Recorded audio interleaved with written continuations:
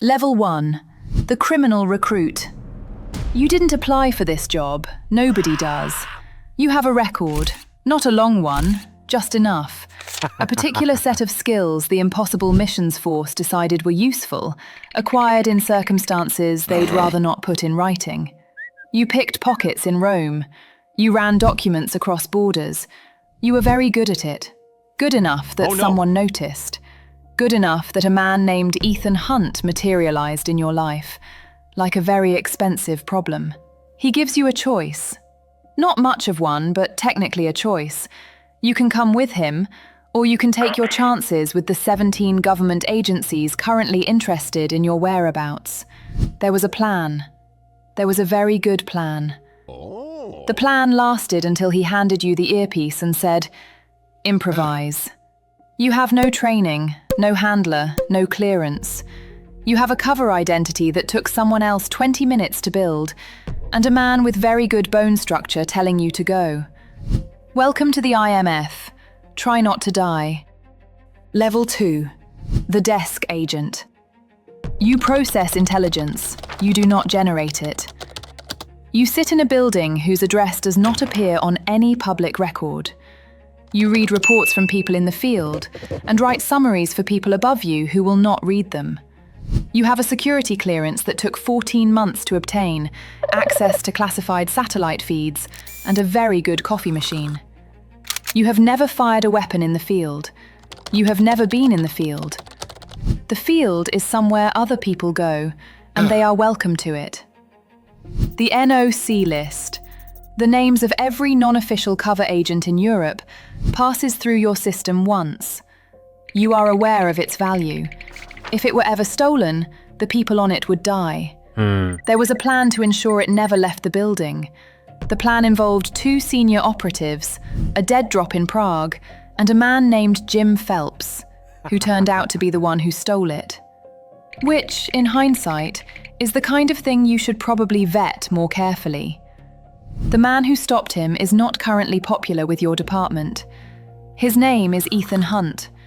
He created a considerable amount of paperwork in the process. You write your summary. Nobody reads it. Level 3. Tech support. You are in a van. You are always in a van. Your name is Benji Dunn. You attended the University of Oxford. You scored the highest marks in your IMF intake group on every technical assessment and were given a headset, a laptop, and a parking space in a location you cannot disclose, and told to be helpful. The field agents go in. You keep them alive from outside, in a panel van, while eating a sandwich. There was a plan for the Kremlin op. It required 3 system overrides, 1 voice imitation, and a fingerprint fabricated from a stolen glass. At one point, you accidentally projected your own face across the hallway you were supposed to be hiding, directly in the sightline of a Russian guard who was, fortunately, looking the other way. You consider this a win. The plan worked for 11 minutes and 40 seconds. The remaining 20 seconds required an override you invented in real time while Ethan was running. You consider this a normal Tuesday. You have saved Ethan Hunt's life more times than either of you can accurately count. He has never once said thank you. You consider this a form of respect. You have convinced yourself of this completely. You would very much like to go into the field.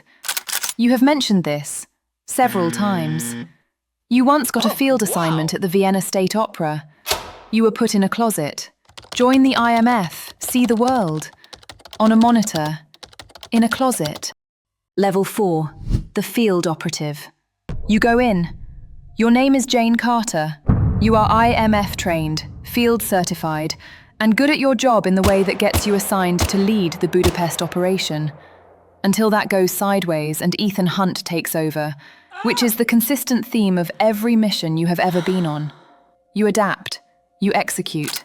You do not complain, because complaining is not in the file they compiled on you, and you have no intention of giving them new material. You carry a Sig Sauer P226 and 3 backup plans for every contingency. The Kremlin does not ask for identification from people who look like they belong, so you look like you belong. You have been in a room with a nuclear launch code, a burning building, and a man in a latex mask pretending to be someone else, all in the same week. You filed the report. You came back. You do it again. This is the job. You have stopped being surprised by the job. Level 5. The Senior Field Agent. You are William Brandt, and you carry something heavier than a weapon. You were the IMF analyst assigned to protect Ethan Hunt's wife, Julia. You believed she died on your watch. You carried that for years, the specific weight of a failure you thought was yours, before learning that Ethan had faked her death to protect her, and that you had been carrying guilt for something that never happened. You do not know what to do with this information. You have filed it under unresolved. There was a plan for Vienna. There is always a plan for Vienna.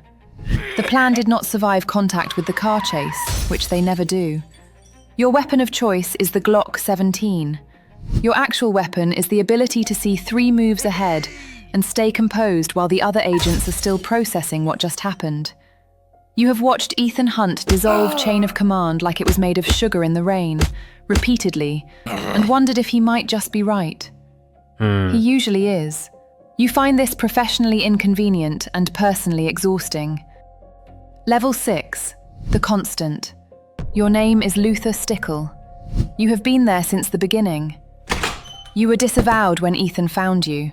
A hacker the IMF had burned, and you had accepted it with the equanimity of someone who understood the game. He played to your ego, described the CIA headquarters breach as the Mount Everest of hacks. You said yes. You have been saying yes ever since, across 30 years and 8 missions, and every catastrophe the world could manufacture. Nobody ever asked if you wanted to be there. You were always just there. You are the only person other than Ethan to appear in every chapter of this story. Not because you are the most lethal, you aren't. Not because you have the most clearance, you don't. Because he trusts you completely, which in this world is the rarest currency there is. You are the anchor, the one who stays. You build the poison pill, the only device capable of destroying the entity. Oh no! Gabriel takes it from you and leaves you underground with a bomb you cannot disarm in time. You use your last minutes to limit the blast. You save London. You leave a message in the device you built, which plays for Ethan at the end. That's the cost of being the constant. You were always going to be the one who stayed. Level 7. The Grey Operative. Your name is Ilse Faust. You work for everyone and no one, which in this world is the most dangerous position there is. MI6 recruited you. MI6 sent you undercover into the syndicate, Solomon Lane's shadow organization of disavowed operatives, and then left you there long enough that even they weren't sure whose side you were on. You were always on your own side, which happened to align with Ethan's often enough that they called it an alliance. It wasn't. It was something harder to categorize. You showed up when you chose to, disappeared when you needed to, and were better in a fight than almost anyone the IMF had ever fielded. There was never a plan with you. There were situations, and then there was you, and the two things negotiated between themselves. You have no handler, no official standing, no lanyard. The IMF has no official relationship with you. The IMF has, on 6 separate occasions, required you to save their best agent's life. Nobody at the IMF knows how to classify you. Nobody wants to have that conversation. Gabriel kills you in Venice. You die protecting Grace, a woman you met days earlier. Because that is the decision you made, for yourself, for the first and only time.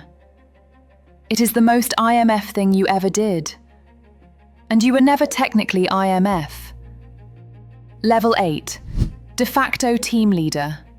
Your name is Benji Dunn. You started in a van. You are still, somehow, surprised to find yourself here.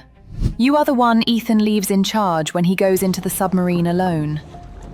Not because you are the most decorated or the most lethal, you aren't, but because he trusts you with the thing that matters most. The team.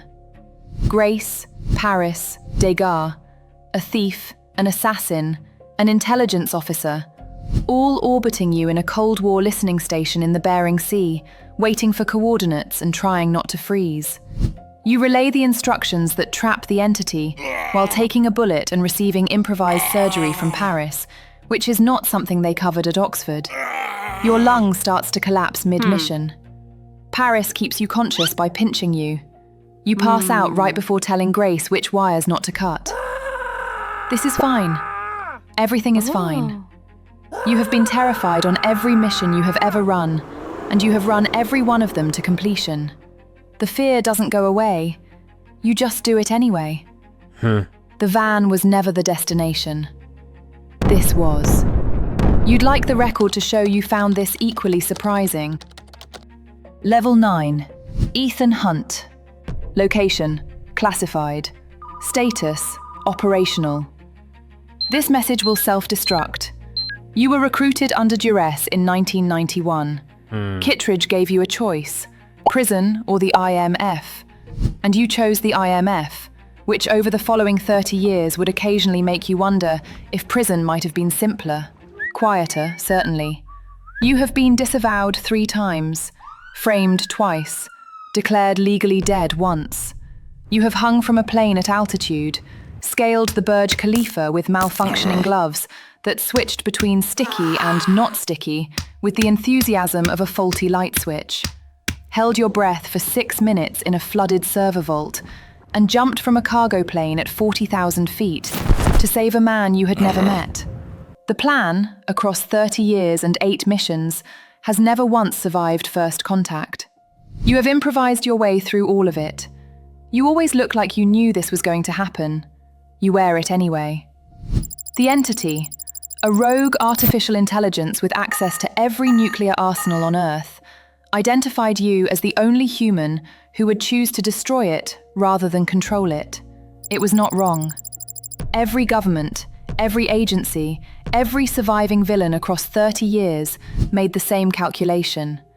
You cannot frame him, cannot burn him, cannot stop him. This is either your greatest quality or your single greatest operational liability. Nobody has figured out which. This message was not supposed to continue beyond this point. Luther's final message: all that is good inside us is measured by the good that we do for others. You carry the entity in your pocket, keeping it from everyone, because control was always the wrong answer. The mission has no official end date. Your file is still open. We won't see another one like this.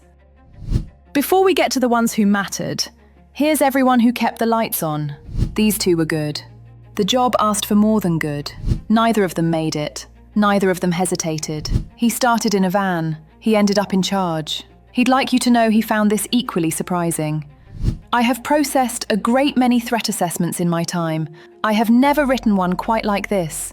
Asset, operational. Status, uncontained. Currently in possession of the most dangerous object on Earth. Recommendation: trust him. We always do, eventually.